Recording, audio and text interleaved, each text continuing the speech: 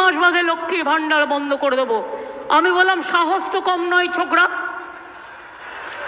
সাহস থাকা ভালো, দুঃসাহস থাকা তো ভালো না।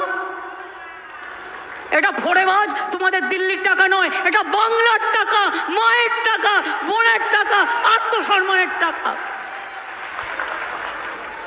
যতদিন বেঁচে থাকবেন লক্ষ্মীর ভান্ডার পেয়ে যাবেন, 60 বছরেও শেষ হবে না। আমি বাড়িয়ে দিয়েছি, আপনারা পেয়ে যাবেন, চিন্তার কোনো কারণ নেই। কৃষকরাও কৃষক ভাতা পান। একটা অ্যাক্সিডেন্ট লোক মারা গেলে পর্যন্ত আমি সঙ্গে সঙ্গে তাকে নিয়ে আসি। এই কদিন আগে একটা মিদনাপুরের বাস অ্যাক্সিডেন্ট করলো পুরীতে, আমি সঙ্গে সঙ্গে সুজিতকে পাঠালাম, পাঠিয়ে তাদের নিয়ে আসলাম। রেল অ্যাক্সিডেন্ট হলো, আমি সঙ্গে সঙ্গে ছুটে গেলাম, প্রত্যেকটা পরিবারকে চাকরি দিয়েছি, তাদের সাহায্য করেছি, সব সময় করে দিই। কিন্তু আমি তো এটুকু আশা করি যে আপনারা আমাকে এটুকু কাজ করার সুযোগ দেবেন।